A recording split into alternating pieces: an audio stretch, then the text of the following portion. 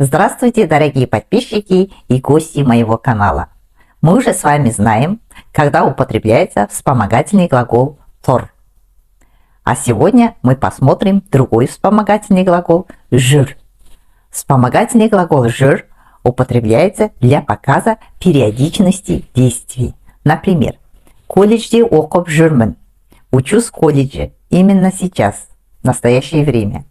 Сабаққа барып жүрсің бе? Ты ходишь на уроки?